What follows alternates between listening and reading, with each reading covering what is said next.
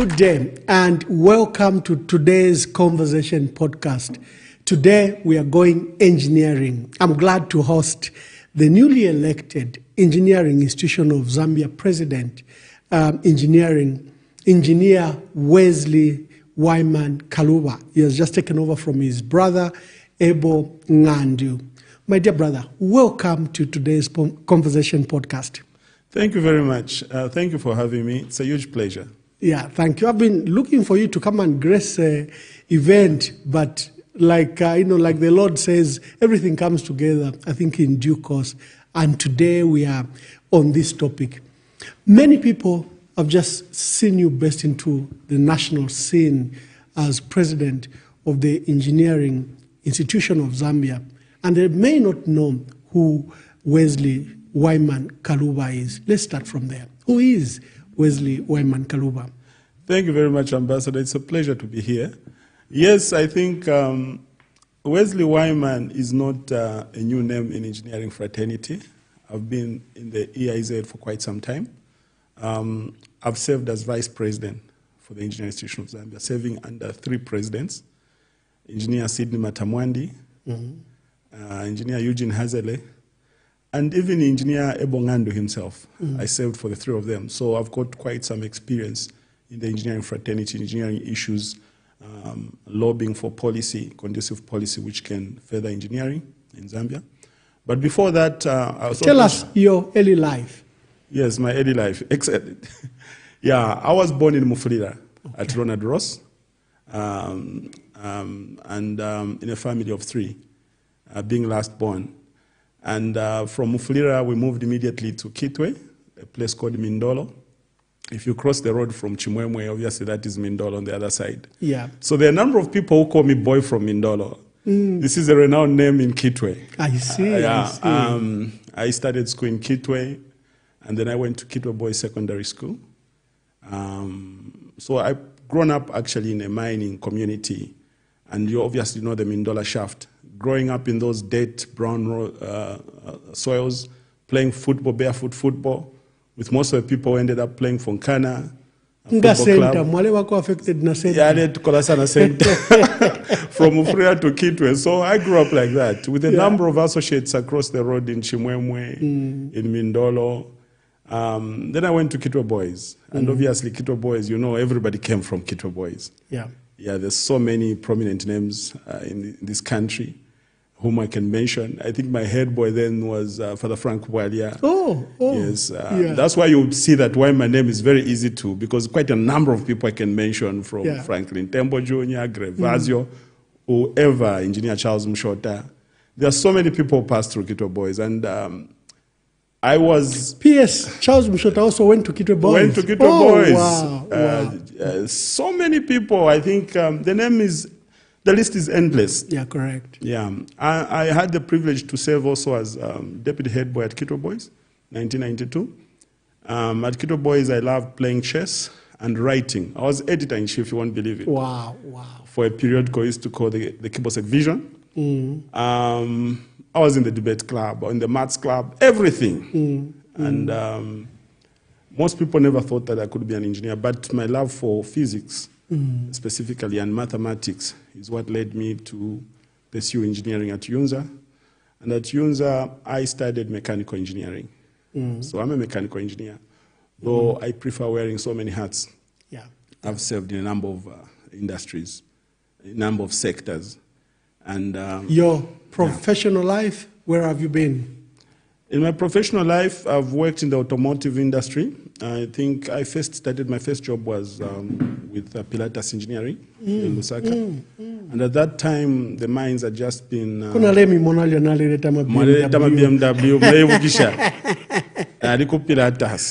With working with Joe Wheeler and Victoria. Yes. That was the first job. I love vehicles. You won't believe it. I used to repair vehicles with my bare hands, change filters, suspensions. Even if you were an engineer. Yes, I enjoyed that so much. The spare parts for BMW are still in my head, from 3 Series, 7 Series. Did so much sales. And I think we broke so many records with BMW. We had so many important customers such as Zambia Police, I remember State House, KCM, former head of state, I think, was driving also a BMW, and that's why you're saying, may you rest in peace. Yeah, I got noticed, and then I got a scholarship for young engineers from the SADC to study in German. And that's when I went to Augsburg University in Bavaria for maintenance management systems. That was my first postgraduate. From Germany, I had an opportunity to work for VW, which is Volkswagen, in Niedersachsen. I worked in the When you were in German, did you learn in German or it was English? Indeed. Or you my were forced to? program was entirely in German. Oh so my. I speak German. Ich spreche Deutsch. Deutlich. Yeah. German is my second home. That's why when I'm watching wonderful. these Euros, I'm always with German. Watching the World Cup is German. I was in Bavaria. Okay. So I fell in love in German. And it was in German, actually, where I got a transformation of my engineering career. Because from German, I understood now that engineering, the most important facet for engineering is to sell the engineering profession. You know, we have to sell. It's a competition. Innovations and inventions are useless if they can't be used in communities. You have to sell across and borders. And if they can't be sold. Yes. And if they can't raise money. If they can't raise money. Engineering is a business.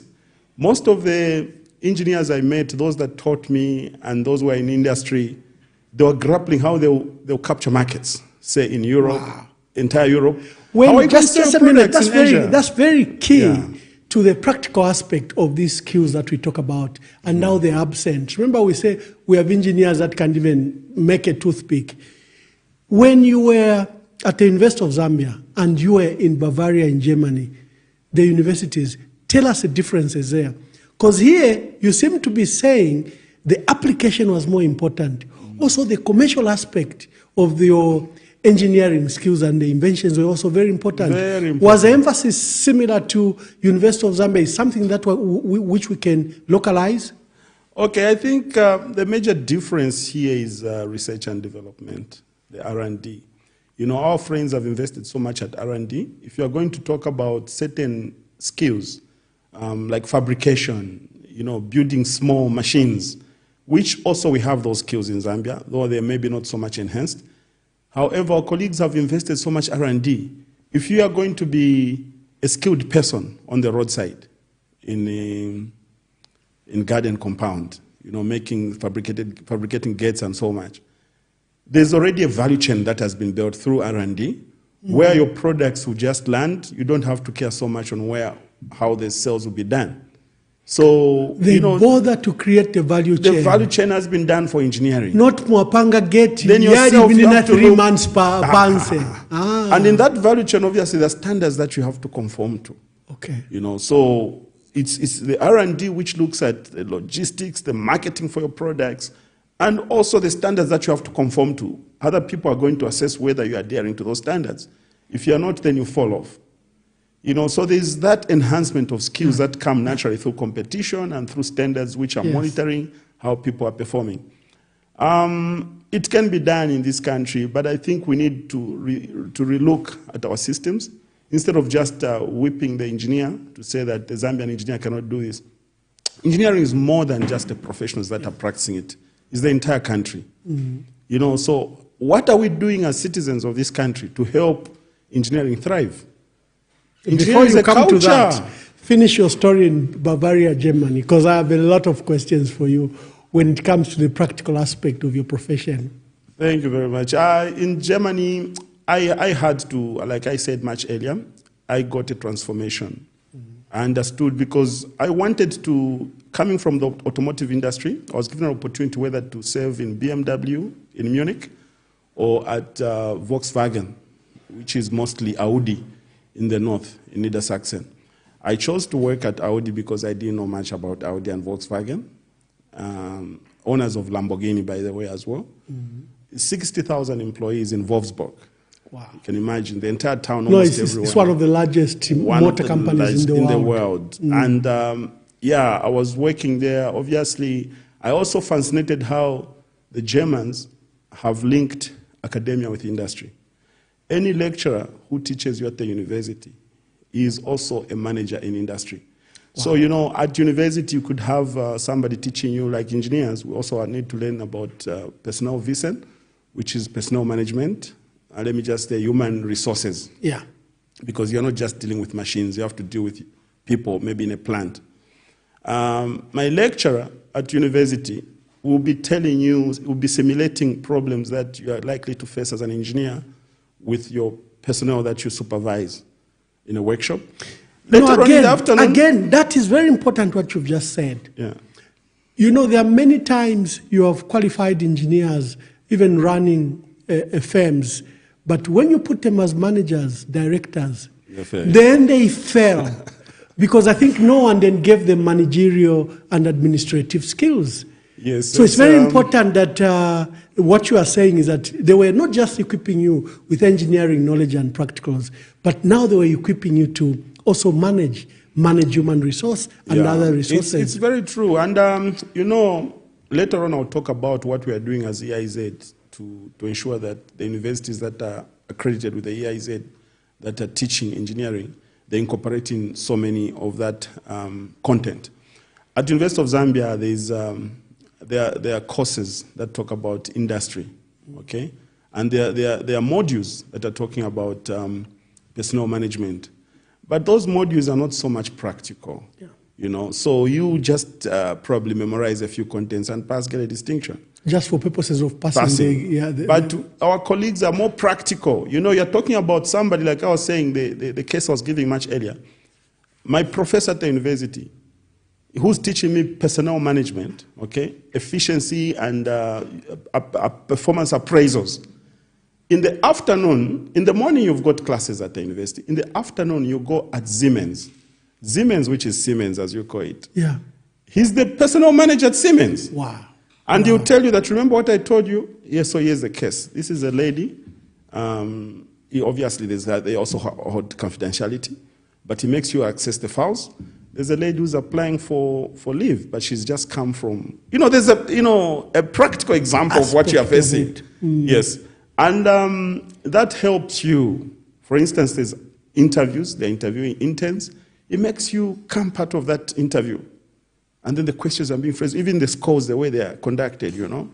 So our colleagues have made it much more practical, which we can also do here.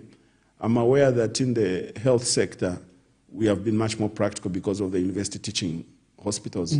There's the Levi Mwanawasa Teaching Hospital, University Teaching Hospital, and the other one in Chikankata.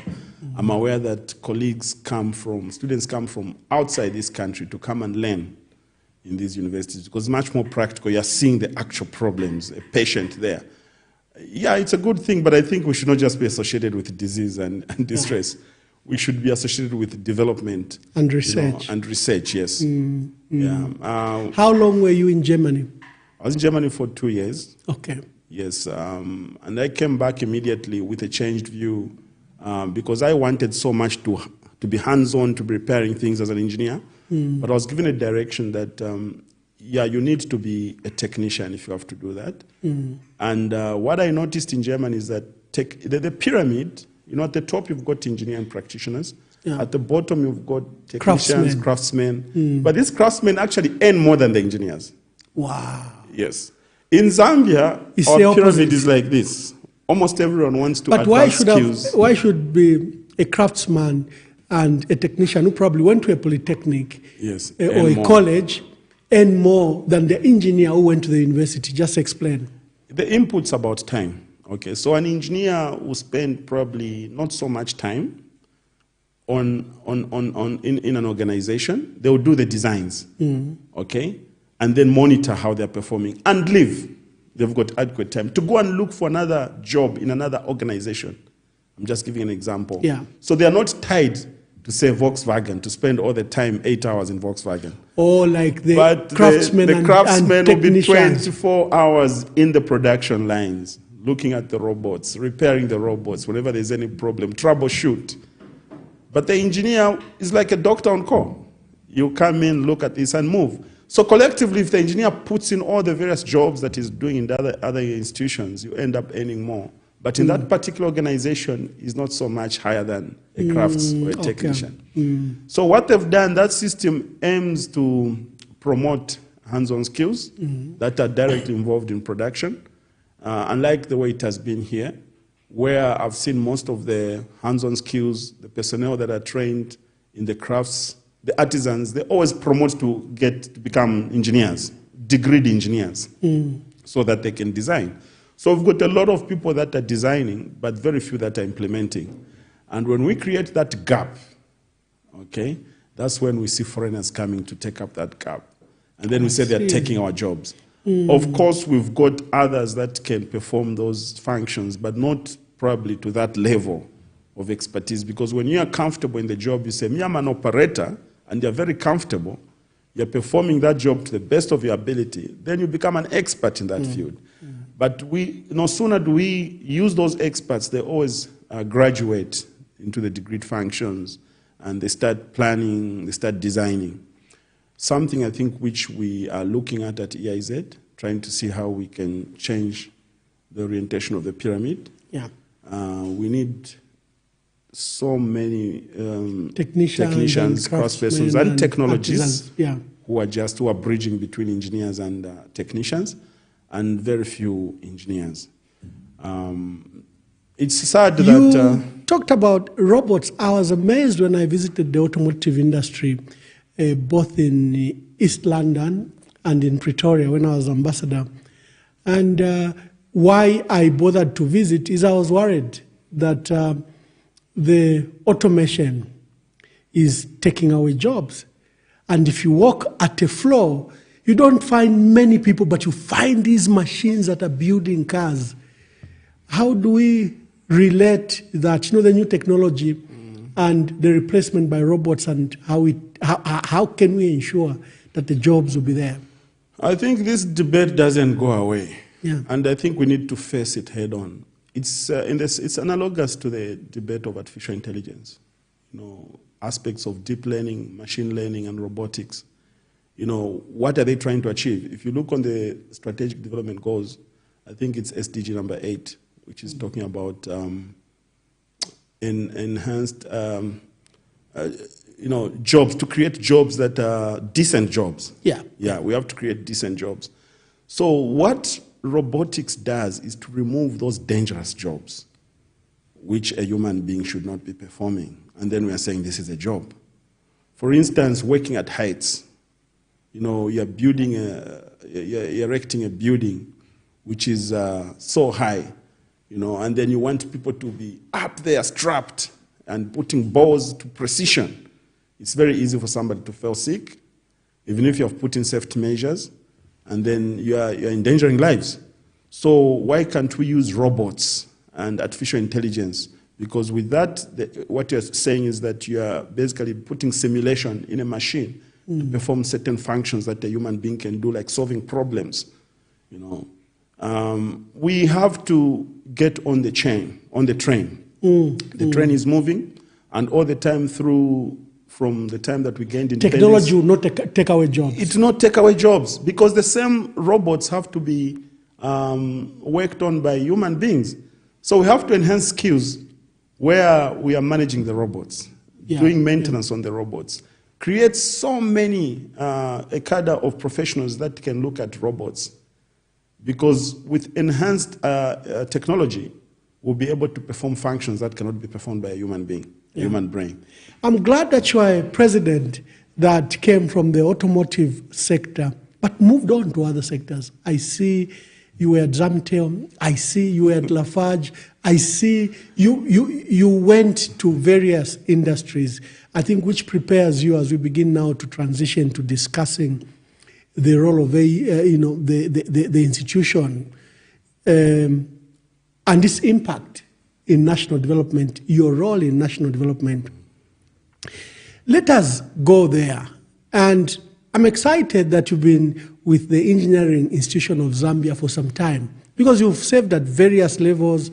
You've chaired various committees, whether they were finance, whether they were other committees that you chaired at AIZ, which has prepared you for this leadership role that you now have. The complaint from the industry has to do with shoddy works, expensive works. You have repeatedly heard President Hakainde Hichilema, the Republican president, complain. Which engineer approved this? Which engineer allowed this? How can we price boreholes at this price? How can we price roads at this much? I think walk us through, how do you come up to pricing of these engineering works? Yes, it's not even an easy question, okay? Engineering is a core function in development, infrastructure development. So if you look at the case study of roads, I think roads are the ones that remain so controversial, and which the Republican president has been time and again talking about how we can reduce cost. For us at EIZ, we fully understand that as engineers, we've got a huge responsibility to protect assets, public assets, to put value for money. However, it must be understood, we always realize that most of the people in the country do not fully understand the role engineers play in the value chain for engineering infrastructure development. Engineers are able to design a product such as a road. So a roadway is designed, and we put in which materials should go in that road.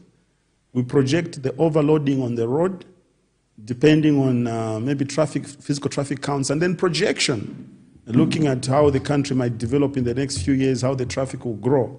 And we also look at other factors, maybe to say here, and also pronouncements from government that the mining industry will grow substantially. So that means because with a dilapidated rail network, the roadway maybe will take so much.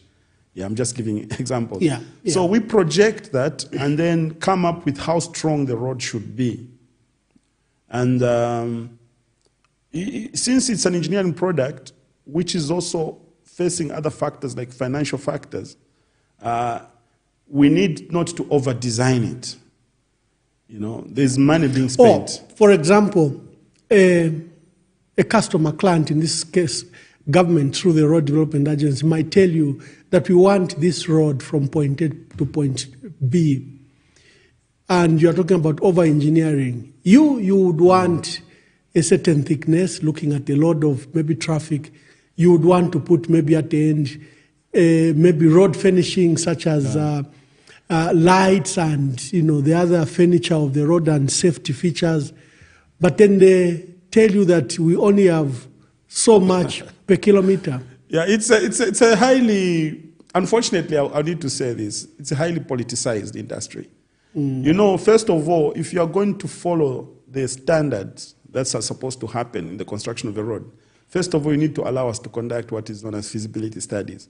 For us to come up with all that information, the inputs that are going to go into the design, which will ultimately determine the cost. You know, we need to look at the social factors, the technical factors. There are so many factors which affect a road. Just there, engineer, just there. We, the politicians, have been saying, both in opposition and ruling party, and even the president do say, why a road from South Africa costs $350,000 per kilometer. In Zambia, it costs $1 million per kilometer. They are stealing $700,000 per kilometer. It's unfortunate. I've heard that a lot of times, and unfortunately that is wrong. You cannot compare an orange with an apple. These are different. If you look in South Africa, maybe the country that you're comparing with, Zambia, what is the cost of money? Okay? If I go to a bank, at what rate am I going to borrow money if I'm going to pay back after 3 years? Is it the same in Zambia? No. Once you answer that question, then you know that you cannot compare the two. It's different fundamentals. Because what that means is that all the inputs that are taken into a road, from equipment to human resource, they'll be different.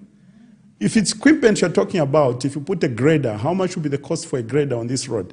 Because the same grader is being funded by the commercial banks. And the price of fuel, again, it's different.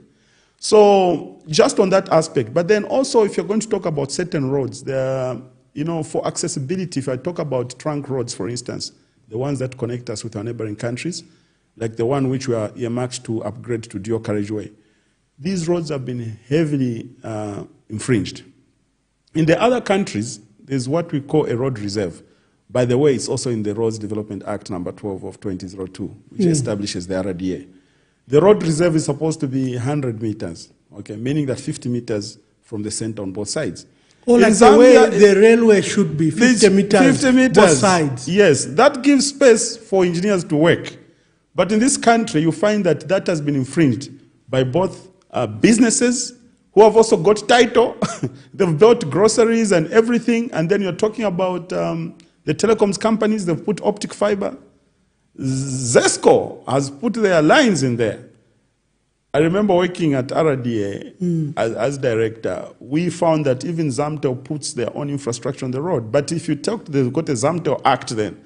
They'll tell you that the Zamtel Act came earlier before you established the RDA in 2002. So you are younger than us, so you're the ones who followed. So sometimes you have constraints like that. Constraints like that, including with the railway, Zambia Railways. Yeah, but those are the issues which affect the cost of a road. Who's going to compensate? So since you're the ones who are expanding, you need to plan how you're going to. I have heard, for example, on the Lusaka-Wednesday dual carriageway, the compensations that have to be done. Because what you're calling road reserve is not road reserve. In some cases, it's even on title. It's on title. There are lodges, there are groceries, there are properties on that road. Yet you have to clear them. Yes, this happens everywhere. I think even the Lusaka 400 project, we did first in Bema Road, there were those car washes. All those car washes were on title. And they were on the road reserve. And you have to compensate. And there's another example for the T2 road, the Lusaka to Chirundu, which was funded by the World Bank. When the projects are funded by cooperating partners, the cooperating partners do not budget for the compensation because that is a risk which is heavily held in the public sector. At Freedom Compound, no, because they assume that in your national planning, you must have reserved, for example, the reserves of 100 meters for a road or for a railway. Yes, and it's understandable. So because you are the owners, or you are the custodians of the land, you should be able to use whatever ways to compensate and move people from the roadway. Unfortunately, politics come in. Then a politician will stand at the top of a hill and say, no one is going to evict you from here, or things like that. That means that the cost has automatically been placed on roads.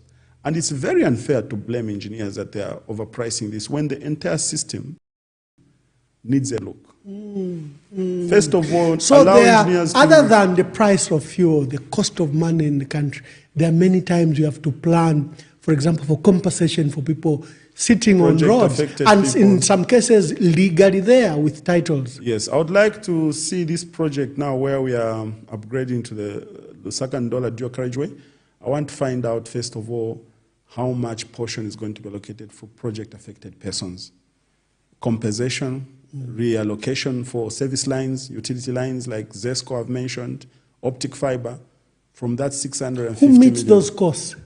That entire has to be, because this is a design, build, operate. So obviously from the design, the contractor is expected to design or to pay the nominated consultant. In this part, it's, I think, Nicholas O'Dwyer from the UK. So want to find out in that design, obviously there's relocation, identification, and remember the design must have been done much earlier by the RDA, but factors keep changing on that road. The road reserve is an economic activity for our people. There's land which is always going. So I would like to know how much exactly we are going to compensate from that 650. And this is the information that needs to be communicated.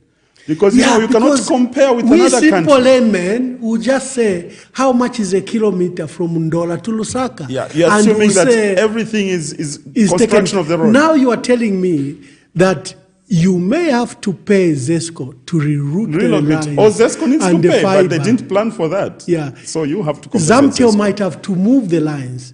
Then citizens that are sitting their farms, properties, titles have to be paid. Liquid telecom. This becomes liquid telecom. This becomes a factor in the price of the road. Yes, and then since the road project has got, is it a 3 years construction window? You do not have time to wait for somebody to mobilize money for them to relocate. They'll tell you, we don't have the funds. We didn't plan for this. So to avoid jeopardizing the project delivery period, you need to provide the funds so that you move. And that's just one example. But to tell you, I wanted just to demonstrate that the pricing of a roadway is not as easy as just on a table you price that and then you start comparing with another country. I think this trend needs to stop. The boreholes, why are they expensive in this country? I think I do not want to defend the operators per se. But I think the But cost speak of to the inputs, pricing, yeah. the cost of inputs like fuel, we cannot continue saying that we are the cheapest. There's issues of affordability. I think it's important that we recognize that engineering practice is a business. So it's not just a charity. I know civil engineering started in the army, and maybe that's why we tend to think that it should just break even. You know, if you're going to mobilize equipment to go and do a borehole in, say, Chinsali, and then there's no other projects. Provider. There's no other projects which are calling. So you're going to mobilize and do just one borehole. First of all, if I ask you, Ambassador, can you procure equipment as your personal business and deploy in Chinsali for boreholes? Then you're going to find that there are not so many. Yes, you would rather mobilize from where? Maybe from Lusaka, because here you have more jobs. Okay? Or let me just say Central Province. So meaning that whenever anybody requests that you go and do a borehole in Chinsali, you are going to compensate for your mobilizing cost to and fro, and then do the actual job. So it becomes expensive. Yeah, so these are the factors that we need to work on collectively, not just engineers to find the answer, because the inputs, there are social inputs, the economic inputs, and we need to find answers to all these. That's the only way engineering is going to thrive. Why are engineers not designing? Why are we importing everything? They mock us. They mock you, the engineers, that you can't even make a toothpick, a razor blade. You know, you've heard those issues on radio, that our engineers, what do they do? Yeah, you know, Ambassador, it's wrong, first of all, to say that engineers are not designing. Engineers are designing every day. In the RDA, in ZESCO, there are designs that are happening every day. First of all, let's understand what a design is.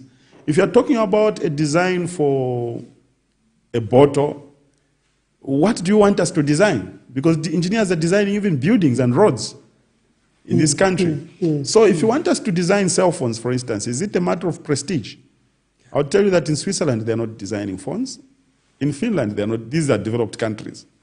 So it's what do you want to design and get to leverage as a competition with other neighboring countries, for instance.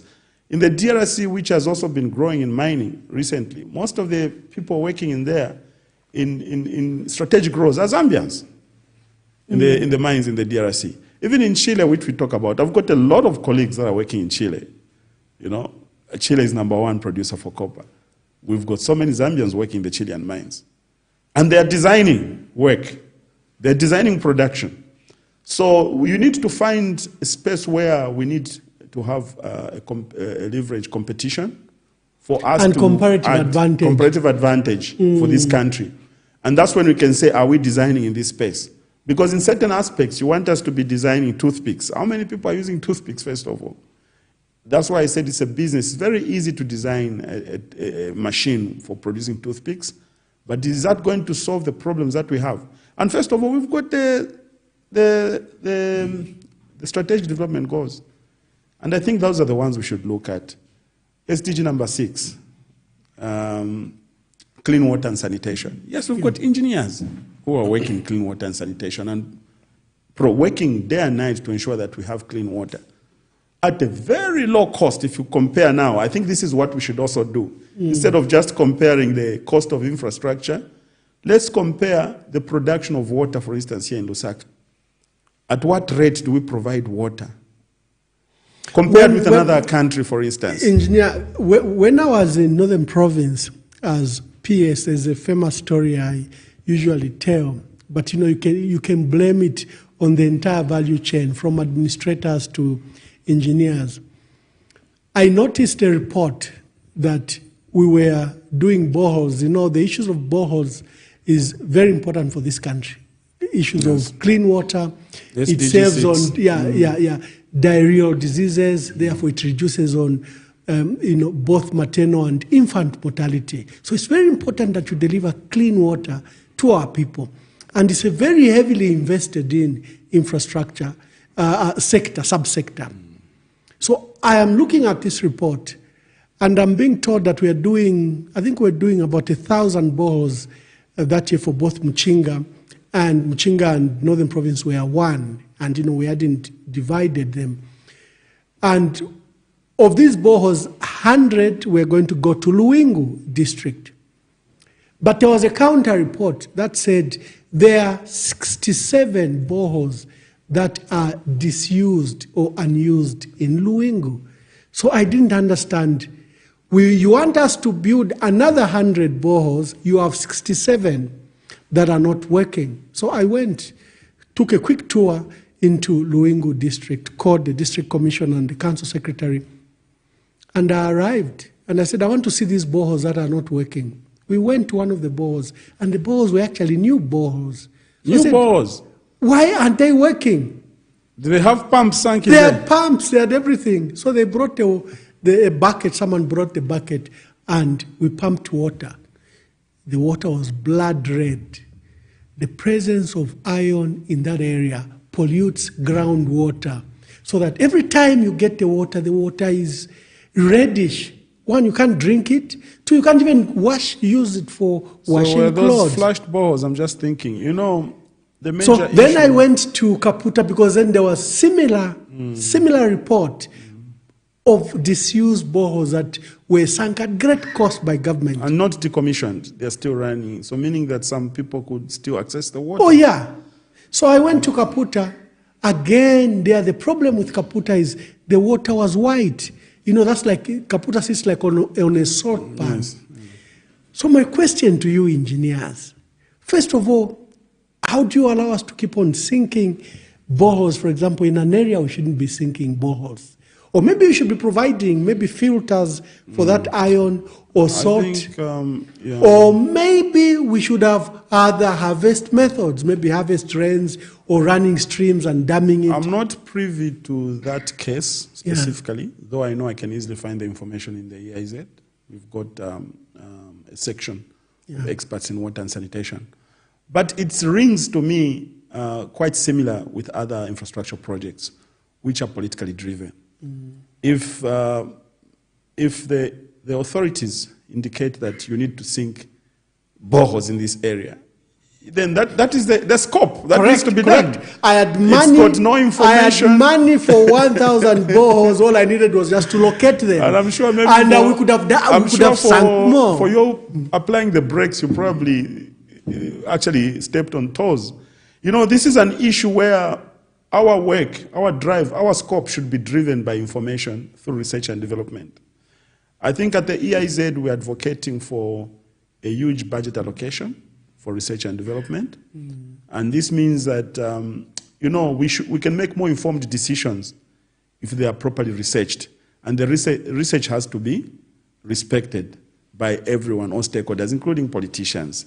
Sometimes I think politicians push quite far, and that's understandable. There is value chain to corruption too. In fact, like you are saying, the donors have given so much for the boreholes to be given, because the donor has been given a report that there are diarrheal diseases, there's cholera. So they need so many, there's a cost. And so the donor says, well, how much do you need? No, we need $3 million. In fact, the guys from Lusaka know that there's $3 million earmarked for boreholes in Northern Province. They're pushing people to drill instead of doing feasibility, because feasibility, very few people might access any. I think we are aware of that. And we are advocating for the establishment of a Ministry of Research and Development in this country. I think if this can be protected, and this should not just happen on 5-year plans tied with the national development plans, because when governments change, this is just something that can be new priorities emerge. Priorities emerge. But for research and development, it will look at the research. The universities will tap in there. It will create jobs in the entire engineering value chain. Students will be able to come up with projects. This Gen Z generation has got so many ideas, and how do we keep them busy? So they should be able to access that budget allocation. Industry is going to benefit for both the public and the private sector. Yes, I'm aware that there's been establishment of Science and Technology Ministry. We've had tremendous good working relationship with the Minister, Honorable Mtati, but I think a lot has been put on his plate because he's looking at the technical colleges as well. He's got brilliant ideas, his ministry. But if we've got a research and development which has got no conflict of interest with any of these other ministries, it can play in a matrix structure where the products of research and development becomes a beneficiary to the Ministry of Infrastructure, local government, for instance, mining. The shoddy works, as we were discussing the roads, you didn't answer me that question. How do we have a road paid for, guaranteed for 15 years, but begins to peel off in the second year? So where was the engineer? Where was the consultant? How did that road get delivered? How did you colleagues then sign on it? Speak to the issues of corruption and matters of concern in the sector that is blamed on engineers. Some of the blames could be genuine, but you cannot, it's not a one-size-fits-all to say that every project is faced with this. Yeah, I can only use case studies for you to understand fully the complexity of such a problem. Yeah, some of them are driven by corruption, of course. Some of them, it's not following the right structure, the right processes of coming up with infrastructure, which I spoke about earlier. Before you come up with infrastructure, you need to do a feasibility study. That feasibility study is going to inform the design, because then you are going to know, for instance, the loading of the road, the weathering agents, the economics. All those are factors which are going to be inputted in the road. And also the quantities, the BOQ is going to be informed. Sometimes you are right, sometimes the customer wants a cheap road. Yeah, that is also true. That is also true, because you know, when you do a design, you can actually do 3 designs. Even when you're building your own house, Ambassador, you can say, I need a 3-bedroom or what, and somebody tells you, okay, you can do this, but okay, you can change, we can put for the roofs, the roofing, you can use these sheets or you can use the tiles. Okay, for the roofing sheets, you have to change them after so many years. But for the tiles, they'll be there for 40 years or 50 years. And it's up to you to choose which design you want, because that is also on your envelope, your budget. So as a country, sometimes we do not tell stakeholders that we have picked an inferior design, depending on the money that we have. And when it starts failing, according to the design itself, we blame the engineer for how.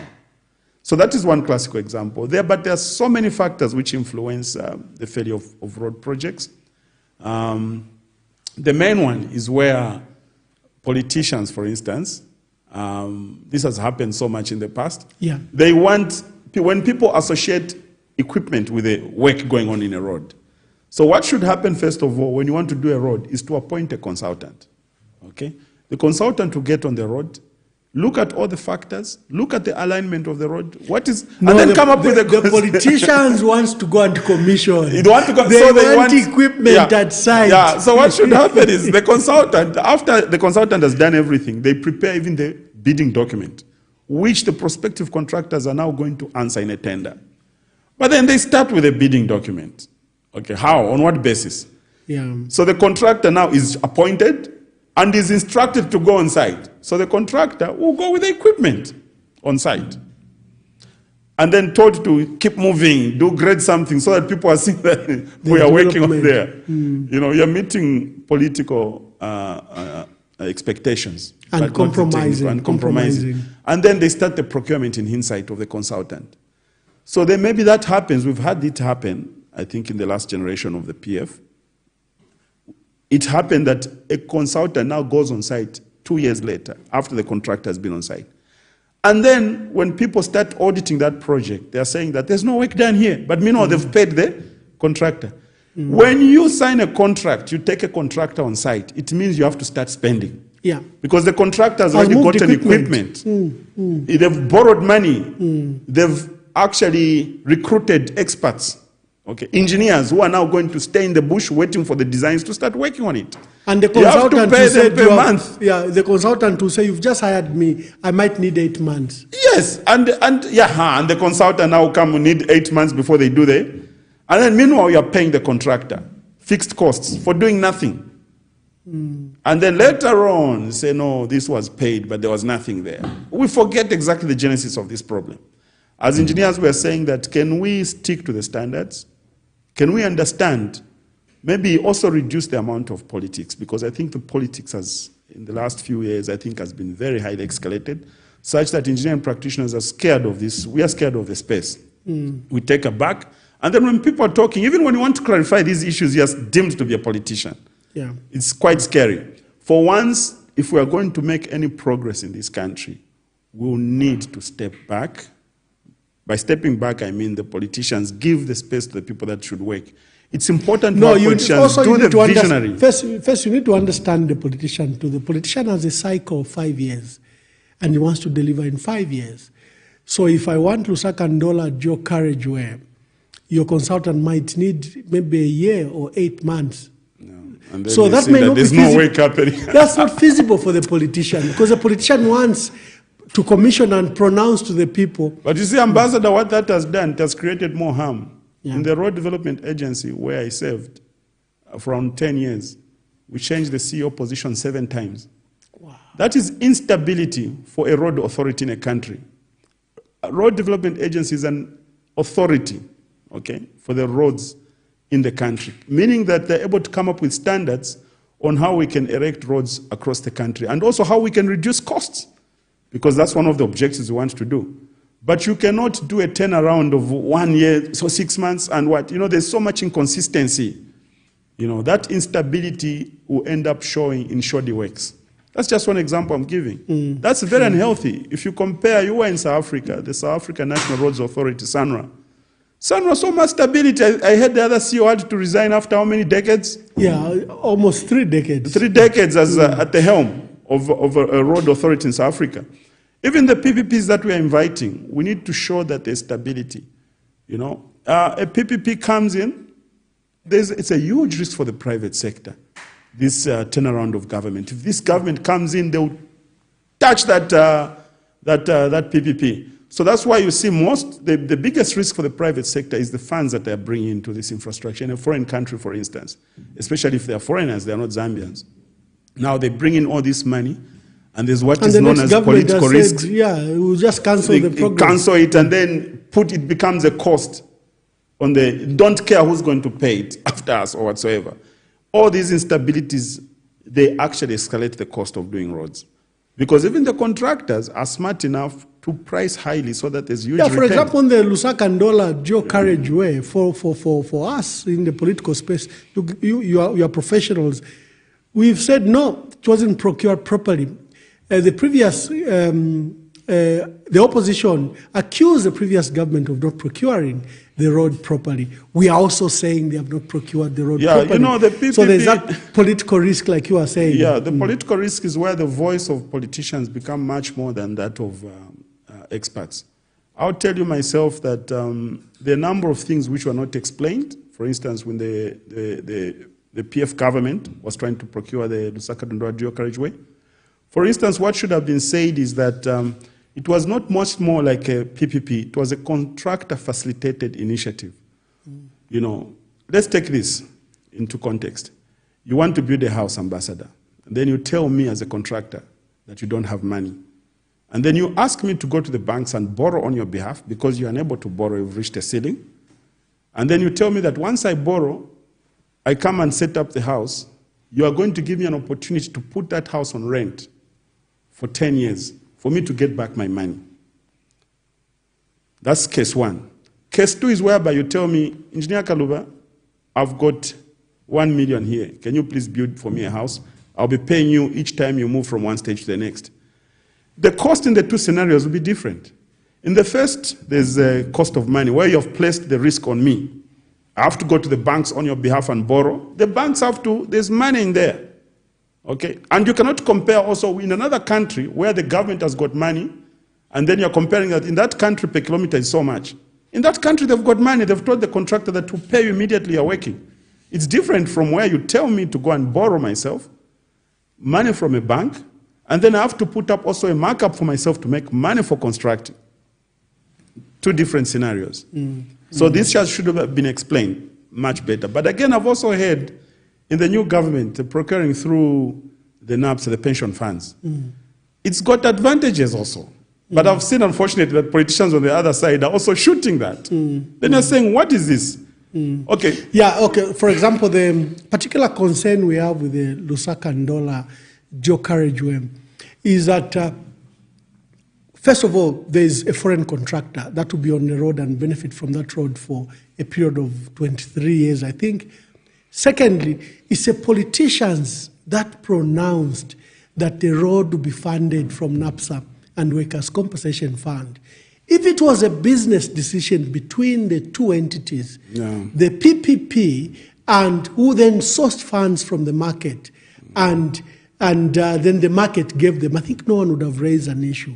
But when the politician says NAPSA will fund, what you are saying is NAPSA cannot object to the directive from the president, even directly or indirectly. Yeah, I think the issue is about political battles. But from a professional point of view, if you look at PPPs, for instance, a PPP is just a catalogue of risks which are assigned between the private and the public sector. One of the major risks is also the foreign exchange risk in a PPP, where you get money from a foreign currency, bring it into a country, construct infrastructure, and the toll receipts are paid back in a local currency. For a long period, like 20 years, over 20 years, that is a forex risk. You cannot predict what the foreign exchange local currency will be. Yeah, but where you borrow money from locally funded, like obviously I understand that's going to be local currency from NAPSA, it means that you've mitigated that risk.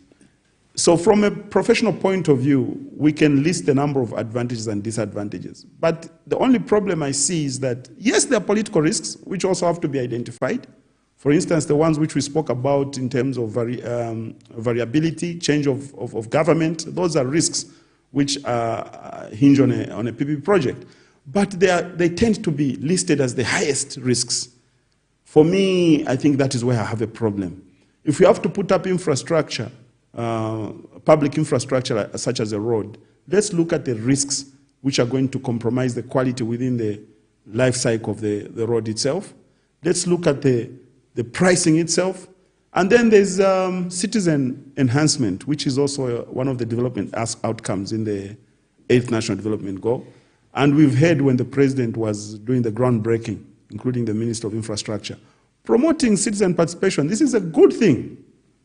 So I think these are the main things that we should be talking about. Including the opposition, would like to hear that voice to say how much of this portion is going to accrue to the local participation. Ours in the EIZ, we go further. Previously, the RDA started a very revolutionary idea policy, the 20% subcontracting. Unfortunately, politicians jumped on it and then it lost direction. It becomes, beneficiaries become cadres instead of... the whole issue is to build capacity. So for instance, having such a road, Lusaka-Wednesday dual carriageway, we can come up with a policy to say, can we have at least 10 local contractors here, perform such kind of functions, and then from there they'll graduate, and even themselves you give them targets.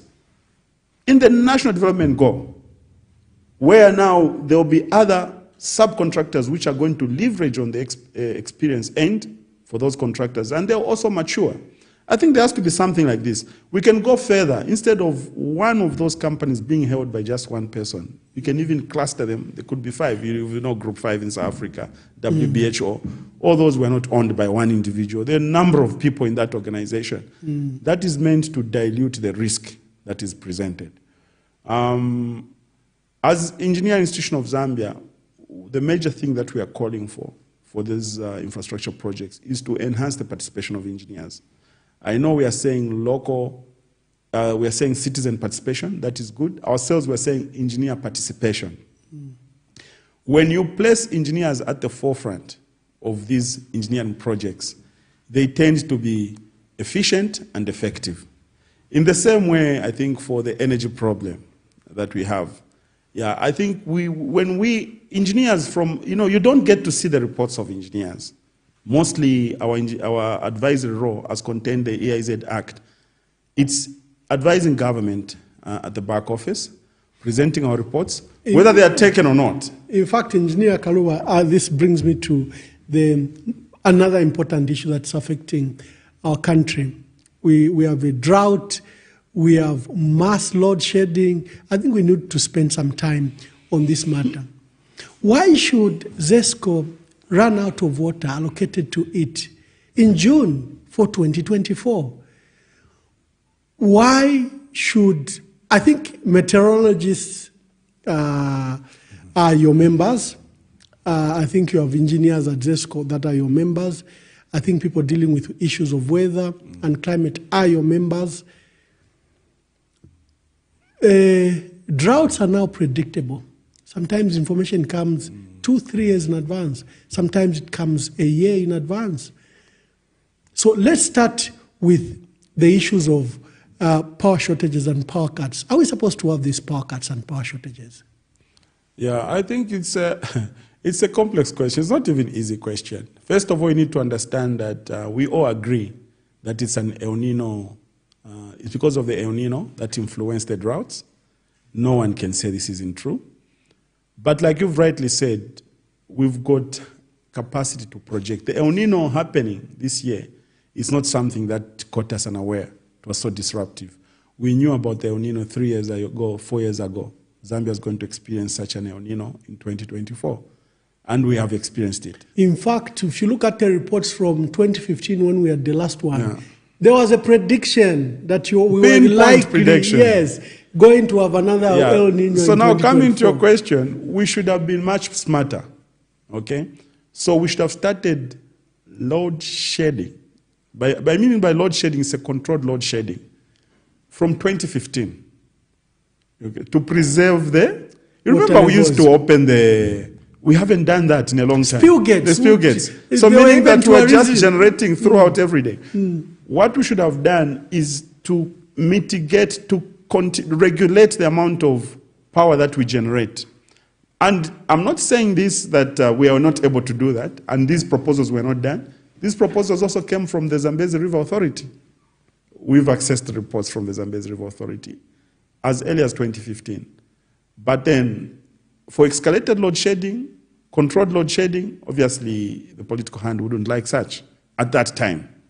We were even exporting on top of that, something which it's very difficult for me to understand. You know, obviously we thought that with what we have, we are able to export, to make some money, yes, which is important, I fully support if you've got excess power. But that wasn't excess power per se. You know, we had projected that we are going to have a drought, meaning that we need to conserve some water. These are decisions that can be properly informed from the research and aspect. And I think we ring to I saw a report when I was in South Africa. It was presented by banks of regular, country risk assessment for them to lend money and for where they have business. So they hold these regular meetings where they invite high-level people. And I was surprised. This is 2016. I'm sitting in this conference, and someone is talking about the current power crisis that Zambia has, and they're attributing it to our 2011 period, when we released, they had even the millions of water that we released through the spill gate. We released through the spills. And they said I'm happy to hear you, Ambassador. You're a very different kind of politician. So, I'm so happy to hear that come from you. So they said the amount of water, the millions of liters we released through that spillway in 2011 was a build-up of 3 year to 4 year of rainfall.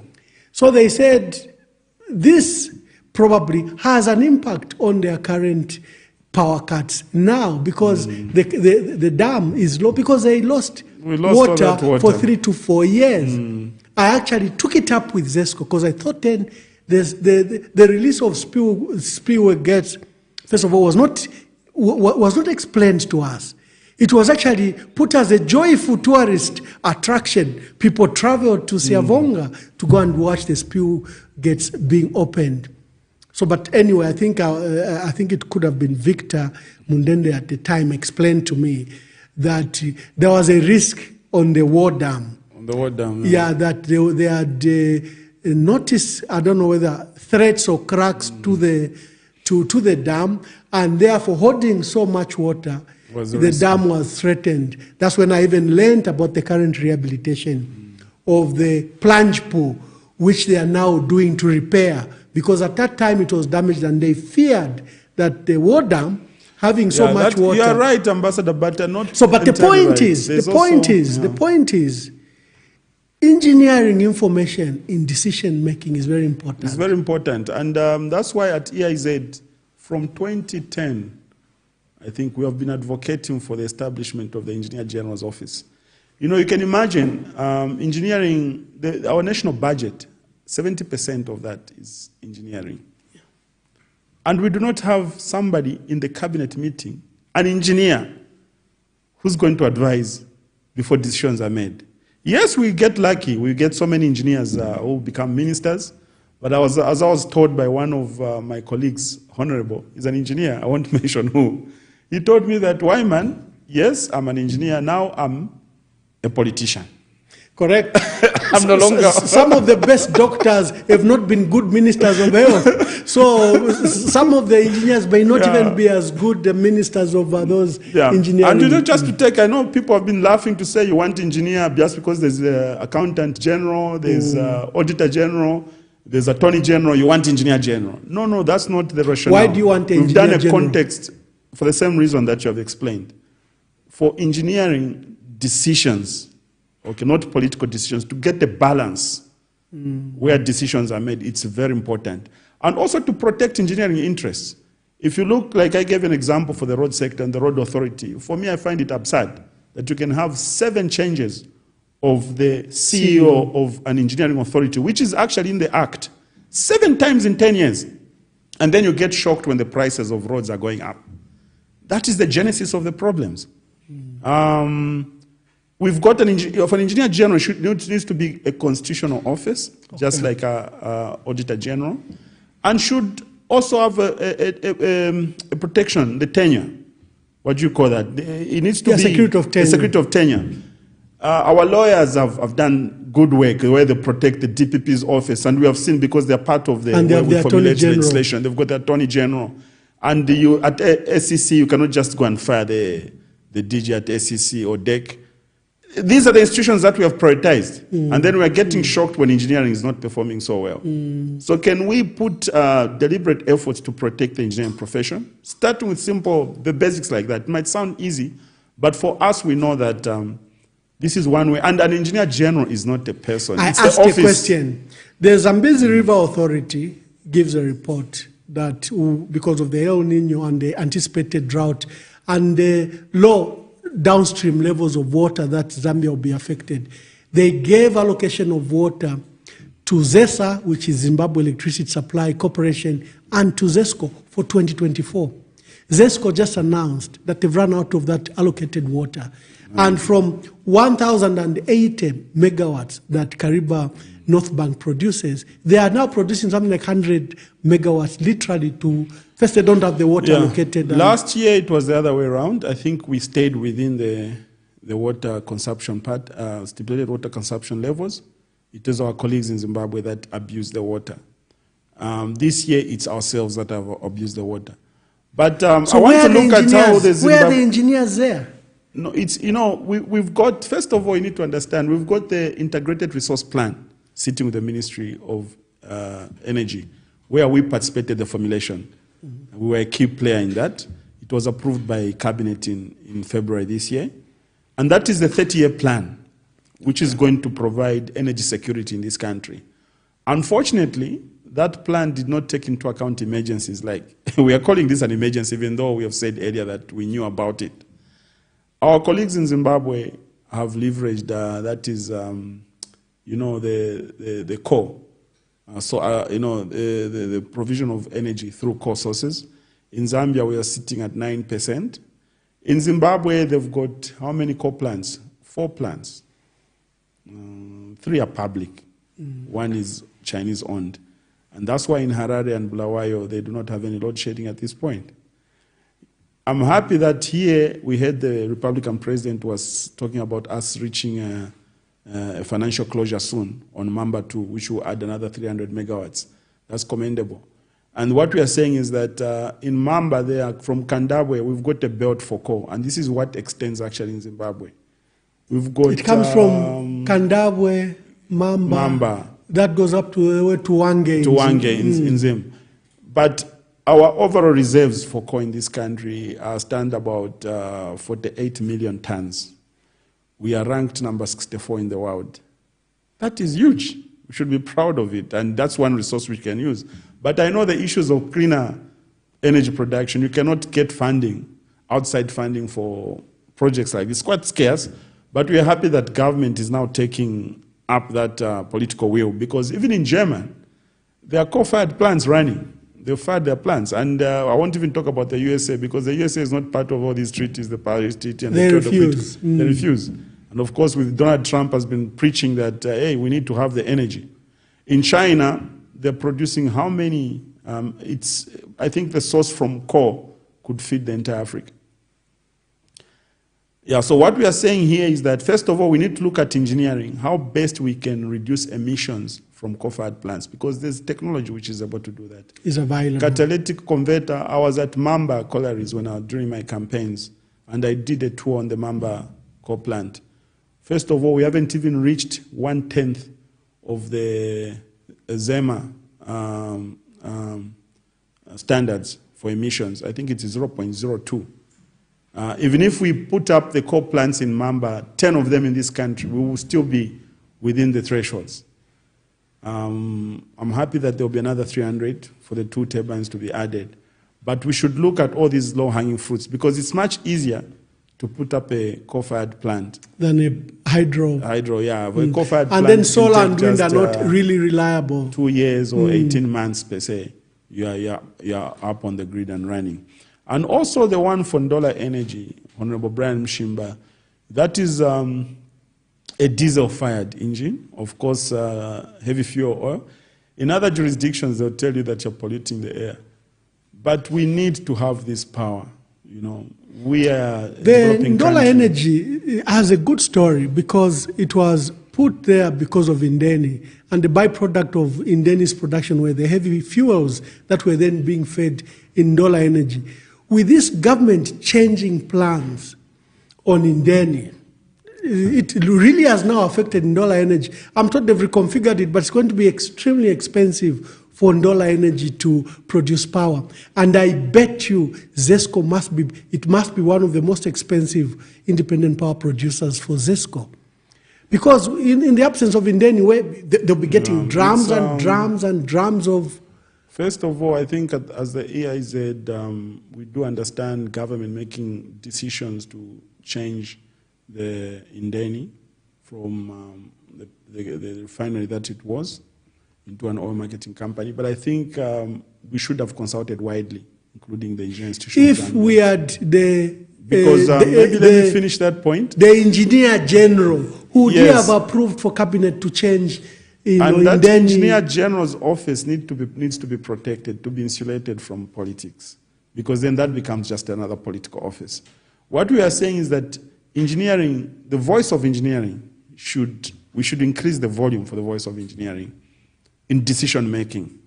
There should be a number of points that are allocated for the engineer, for governments to make decisions. Like you have said, Indeni was strategic as a refinery. And I know it was during the PF government that we even stopped production. We should have done much more, maybe to upgrade that power plant instead of shutting it. No, you know, I've spoken about Indeni, and my pen is that we seem to have stopped midway huge investment. First, Indeni itself, we know they say it's a cracker, it's just a separator, was upgraded. It just used to do diesel and petrol, but now it was doing over 5 products, including bitumen. It even started producing jet fuel. So fractionating column. Yeah, and the pipeline that's feeding it, I think, was upgraded up to 1,000 kilometers, 700 or 1,000 kilometers. So I think the new government should have just continued. And you know the way Indeni is, it's a modular plant. Soon it was going to be a full refinery with the upgrades. And with what we've done with the pipeline, we were going to be sitting with a full refinery in engineering is a business. So if you look at the balance sheet for Indeni, probably was in red. However, we should not use that situation to make decisions about for it as a going concern. We could have made much more smarter decisions. I think now we are seeing in hindsight. But as engineers, when we present our advice, I think it needs to be taken into account, because engineering plays a huge role in all aspects of economic development for the country. That cannot be overstated. It is sad that we do not have the heavy fuel oil. You know, we signed a contract where we are supposed to be, we protect actually the infrastructure which is set up there. So it's a lose. Now we are in this space which we say it's an emergency. I hope we are making now decisions which shall protect future generations. I think that's what I can say on that. Yeah. Should the government continue to export? ZESCO released information that they've been exporting about 520 megawatts, which is now reduced to 281 megawatts. The ZESCO MD made a presentation at the last Energy Indaba. Yeah. And he did indicate that apart from exporting, the exports right now have actually been reduced significantly. The exports now are just going into the border towns, say at Tunduma, at Chirundu, and at Kazungula. And this is meant to ensure that there's continuity of they prioritize those areas. Those areas. It's very few. And then also, even when you faced that, when you signed agreements in the past, where you need to meet your end, because you cannot just cancel everything because you've got a problem. Even those agreements have got how they protect consumers. He did explain that. But however, given the situation that we are in, we need to first of all take central interest of our own citizens. We recall most of the power. But I think the information which officially comes from ZESCO is that this has been significantly reduced because we do not even have the capacity to meet those expenses. We cannot export maybe more than 50% of our power. Then it leaves industry here to die. Ourselves, we are going that even when we had our basins, the Zambezi Basin and the Kafue Basin, flowing and beaming full to capacity, we should also have planned for storage of part of that power. I know it's not renewable energy, but by storage I mean water collecting in the dams. I'll still take you back to the Kariba, where we said that when the dam was getting full, it risked to collapse. And then we connected the cracks at the bottom to those to the dam almost collapsing. The cracks at the bottom there have to do with the spill. When the spill gates were opened, the water was now digging a crater at the bottom. Correct. So it's not about the dam being full. That's what created the cracks there. This is information which is readily available.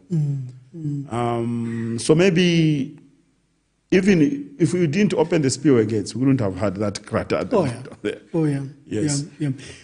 No, we've had rain for some times, a lot of rainfall and floods, and the dam, you might need, that's why you've provided for those spillway gates. You might once in a while allow for a spillage to be done. But let me indulge you before I let you go. I had to bother to ask these questions that are in public domain, and you've provided, I think, brilliant answers.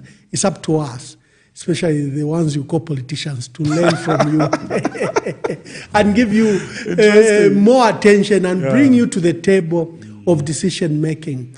Because if you're at the table of decision-making, for example, who would have stopped? Ambassador, there's one thing I wanted to say, just on this same aspect. When we had COVID, the Republican president appointed an expert to spearhead the COVID fight. We've got an energy crisis. I haven't seen an appointment of an engineer to spearhead this. Correct. At EIZ, the way we look at this energy crisis, this is a war. Okay? I said this at the Energy Indaba, and the number of people, I think, on Twitter were saying, this is not a war, why are you calling it a war? I think a war, people feel that a war is where you're fighting with guns with an own enemy. It needs to be put in context, especially politicians and our friends in the media. People need to understand that we are fighting a war. That's why the president declared an emergency, a disaster. It means there is a war. And in war, you do not do things, it's not business as usual. It calls for drastic measures. You need to work together, for instance. Even you politicians should reduce the amount of politics you are doing, because we are in a war. During war, you cannot be doing politics, you will become one. I like what Netanyahu did when he said, I'm embarking on this attack on Palestine. He created the war cabinet where he brought everyone from each political party, and they created an interim war cabinet. Yes. So that then you you have consensus built within decision making. You and need you do not, strategy, military strategy during war. And I made references to the Second World War, where German had formed an axis together with, I think, Italy and Japan. And then we had the Allies on one side, led by Great Britain, France, and the United States of America. In that time, Prime Minister Winston Churchill used to have a lot of meetings with Roosevelt. And they could strategize on how they are going to bombard the enemy, which is the Nazi, using air, land, all angles. And we are now talking about these solar issues, which is just one of them to fill the gap. But we need to bring in all our stakeholders, all the players, bring in the engineers, put them at the center, so that we could resolve this problem in the short to medium term. First of all, ourselves at EIZ, we fully understand that solar, yes, could be one of the answers to fill the gap. Maybe not even the entire gap. And we also have capacity challenges. How are we going to bridge those capacity challenges? The people to install those solar solutions are all our members. We've got over 80,000 members in the EIZ. And this is a resource which government can leverage on. We need to come to the table. If the EIZ is not part of the table, then it will not be resolved. On this program, we are celebrating Zambia at 60. I will indulge you to review decisions that we've made in the last 60 years and decisions that you think we shouldn't repeat in the next 60 years. How can you build our country? Ambassador, I'm glad you put me at the table like that. I'm glad that you've provided some of the solutions, like the creation of an office for the engineer general. And the consultation that should be broad, where we should not politicize, especially engineering projects, allow you engineers to drive those projects. Because you are a professional, without evaluating the 7 presidents we've had, but what do you think we've done in the last 60 years, what we can do better, and then what we should do in the next 60 years? I would like to, first of all, thank all the presidents that we have had. I think each one of them genuinely loves the country, though we place so much critique on them as individuals and the decisions they've made. Leadership is a sacrifice, and I think all of the 7 have really sacrificed. I'll talk more about Dr. Kenneth Kaunda, our founding father, because he was also an engineer. We had conferred him as a honorary engineer, pursuant to the provisions of the EIZ Act number 17 of 2010. Why did you honor him as an engineer? Yeah, our statutes do allow that. We do recognize people, but he educated me, for instance. I went to the University of Zambia. The free education. Free education. I just came from Mindolo. I don't think my parents could have even afforded. I went to Kito Boys, selected to come to Yunza. My first time coming to Lusaka, on the bus, the directions, and everything was in place. It was based on merit. People were selected on merit. So you don't need to know anybody else. It's just your results that are talking to how you're going to get a scholarship at the bursaries committee. So we got that free education and high quality education, by the way. I learned robotics at the University of Zambia without having computers. When I went to Germany, I found those things we were learning there. Professor Siamino taught us, and I was telling him. But the only difference is that in Germany, they start robotics as early as grade 6. Wow. So every child knows how to issue instructions to a machine on how to make, how to produce equipment, for instance. And this we can do. But I think that the first government of politicians were quite selfless, we need to agree. And they were visionary. And it's amazing because these were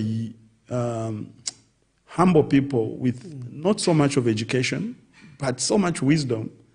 They knew that they needed to invest for us to be educated. They really realized that independence, that they needed to invest in the future of their children, and their children are the ones who are going to now produce progress. An evaluation, I don't know if we have managed to do that, but maybe we have let them down. Because when they established the University of Zambia School of Engineering, Mining Engineering, that was in 1967, after independence, immediately. They said, for us to run these mines, we need our children to be educated, to become geologists. They invested in that. And you can look now, 60 years down the line, we do not have our own engineers running those mines as belonging to Zambia. So we could have failed along the way. In fact, our qualified engineers are running mines in outside Russia, this country, in Chile. they're everywhere, and this is the information we should be taught to everybody else. I have got colleagues in Chile, out in South Africa. They are running these mines. In West Africa, a number of mines there are run by my colleagues who are mining engineers, geologists. So what is the problem? It's a problem of ownership. How can we improve this? I think we need a policy, a strategy in this country. It's good to say enhance citizen participation, but on the other end, we're not allowing ourselves to participate in this. There has to be clear policy that will promote formulation of what we are calling cooperatives, for instance. In these cooperatives, they become along the way politicized and we lose the plot of what we want to do. So coming to a very difficult question, I think each of the governments have played their roles, from the UNIP, the MMD government, which I think did a lot of work. We need to give credit to what they did, liberalizing the economy, and I think that was one step in which to allow now all of us as individuals to form private entities and participate in the engineering space. Getting through all these governments, from the PF coming on board, the PF had a belief of infrastructure to propel engineering, but I think needed guidance on how you can bring sanity. It was a bold statement of how we can go in, but a number of things probably went wrong. But at the same time, we recorded the significant achievements. Some projects started much earlier. This is the way it should be. If you go in Japan, they've got projects, I learned, drilling a tunnel under the Pacific Ocean from Hokkaido linking to Tokyo. 70-year project, you can check that. How do they do it? I was asking fellow engineers in Japan, how do you guys do it? For them, politicians are not able to tamper with such a project. Yeah, they'll change, parties will come. In fact, political parties will campaign how they'll support such a project, not how they'll come in and stop it or what. There has to be, we have to mature. Our politics need to mature. And we'll all thrive because politics is very important. That's policymakers driven. Engineering will thrive depending on what the politicians are saying. But before politicians make decisions, yes, we are involved in this formulation of documents, but even at the implementation, we need to be right at the table. We've got current government, which is bringing sanity in corporate governance, very important, but also would like to see engineering taking center stage when we're making these prudent decisions. At ZCCMIH, would like to see a huge share of engineering. At ZESCO, a huge share of engineering. Even in the projects that are going, in the CDF, for instance, the role of engineering should be preserved, because if we remove engineering from there, it will be catastrophic. The disaster with CDF projects is that you build, the rooftops are being blown away, walls are collapsing. Issues and, I think standards and quality, probably you as AIZ has to probably provide a standard for government that they should then utilize. I think the issue, Ambassador, is what you spoke about earlier, the turnaround of 5 years. Maybe this is another issue that we need to look at in this country. Is it affecting decision making? Highly, highly. A politician like President Hakainde Hichilema is looking at the clock, 2026. What have I done? Will I be re-elected? So it does play a very, very big role. And sometimes certain things that can be rushed have to be rushed, because a politician has to show success during that period. And we saw also such kind of decisions also in the PF, yes. And we are seeing them now. So I personally have advocated that those national documents we have, like Vision 2030, Vision 2050, or Vision 2060, whatever national plans from 3 years, 5 years, should involve all stakeholders. There should be a buy-in by the opposition, that if they came, they will not place new priorities, but they'll be following a national plan. But what we see is that the national plan documents are done by government and technocrats at Ministry of Finance. The politicians and other stakeholders are literally outsiders. And so if President Hakainde Hichilema comes in, he thinks all projects need to be PF projects. He wants to start his own projects. If PF comes in, they think projects by the MMD are old projects. And that's here very we had, because of the COVID crisis, we had and the credit crunch, where we borrowed some money. Up to projects that had reached 80% were abandoned. What is happening to those projects? Because the new government is pronouncing itself on new projects. But what happened to those projects that were even at 80% level, that were abandoned? So until we have this proper debate and involvement in issues of national development, we shouldn't politicize. I like the example you've given of digging a tunnel that will require 70 years. And government plans and commits money for the next 70 years. And project managers are born, they die, the project is continuing. Yeah. So I think that is one case study that we need to look at. But I also want to understand how politicians, first of all, have demonstrated how you adversely affect engineering, the engineering space. I've given examples from the public corporate bodies, like the Road Development Agency, the instability created because of rational decisions made by politicians. But is it possible for politicians, for once, to give credit to one another? Or is that political suicide? If you give credit that, no, they're doing a good job, does it mean people won't vote for you? Engineer Kaluba, I've always wondered. The Minister of Defense goes to commission these milling plants that were done by the PF. He will not mention the PF government in it. President Hakainde Hichilema goes to the Copper Belt, Kafulafta Dam, huge amounts, about $440 million is being spent on that. A project started by the PF. Some people argue that they are public projects. But when you say CDF and free education is mine, therefore you need to own also the other projects that were done by the other previous government. So the business of fighting one another when it comes to national development is highly detrimental to our development. It's highly disruptive. It becomes wasteful. Like I said, there are projects sitting across the country, most of them done up to 80%, that were halted for one reason or another. And this government has not brought commitment to those projects. They're actually starting new projects. Imagine the wastefulness that then has risen. Yes, I like that. So us at EIZ, we also note that we need a disruption in this country. We cannot continue moving in a straight line. Yeah. We need a disruption which will change the way all of these are happening. Now, I'll ask you, what do you think the engineering fraternity can do to help transform the political space in this country? So that we all know what the problem is, but what do you think engineers can do to change the way politicians One key role is advocacy. I'm glad you are here. Make your presence felt across the country. Your colleagues have done well, the Law Association of Zambia. No constitution, no governance, no law will be crafted without their input. No judge will be appointed without their input. You have a lot to do. So one of them is advocacy. You'll be misunderstood, you'll be criticized, they'll give you labels, but go and fight for the space. The lawyers do that. Other fraternities are doing that. The proposal for the engineers general, that I think your friends in government that are engineers, including ministers, begin to push that agenda so that you have an engineer as an ex-official in cabinet, or at least some of the engineering decision will require his approval. Raise your voice when you do not speak. The Minister of Infrastructure, Minister of Energy, we've got a number of senior ministers, Minister of Water and Sanitation, they're all senior members, they're fellows, and they've looked at our proposal and obviously assented to it.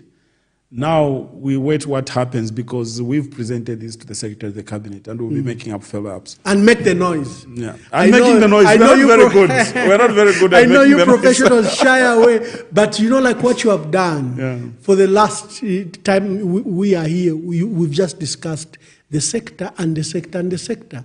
And we have not politicized the debate. All we have pursued engineering debate. And I commend you for coming here.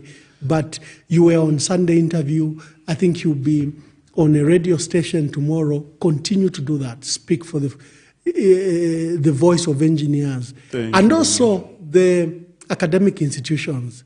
They are so far, they are extremely theoretical. I need to talk about that. We are pushing for Zambia to be admitted to the International Engineering Alliance. This is a multilateral body of professional engineering bodies across the globe. It's got 27 jurisdictions and 24 markets. What that means is that if we give a license for an engineer in Zambia, this engineer should be recognized under the Washington Accord in the USA. Wow. In Australia. The other one is in China, in India. Across the world. Across the world. Where member states However, that's not the way it is right now. You can present that, but in other jurisdictions, you are required actually to sit for. Even in South Africa, local exams, the Engineering yes. Council of South Africa, they won't recognize you as an engineer from Zambia. South Africa protects a fraternity. Yes, but even if you're an accountant, they will not allow you to practice in South Africa. It doesn't matter what qualifications you have. But we are working with President Buthelezi for the Engineering Council of South Africa, and they're actually mentoring us. We are applying for a provisional license, which Nigeria, by the way, only obtained last year, a provisional license. You can see how difficult it is. Not even Egypt has got, but Egypt has got another fraternity, which is for French-speaking, I think, another route. So what that means is that we are going to do audits in the universities, University of Zambia, CBU, and the public universities, essentially, Mulungushi, to see whether they're meeting the standards which are put in the Washington Accord. After we've secured the Washington Accord, we'll go to the Sydney Accord, which is for technicians and technologists. After the Sydney Accord, then we'll go to the Dublin Accord for Ireland, which is for craftspersons and artisans. These are very important because they allow professional mobility and also enhancement of professional competences in the engineering field. We need to upgrade our universities to meet international standards, but one of the ways that we can achieve that is by incentivizing research and development. In this country, very few people want to invest in research and development because there are not so much returns. Even it's more like corporate social responsibility. When you tell a corporate body to invest in research and development, is this necessary? But why can't we compel organizations the way we compel them through Zambia Revenue Authority to file R&D?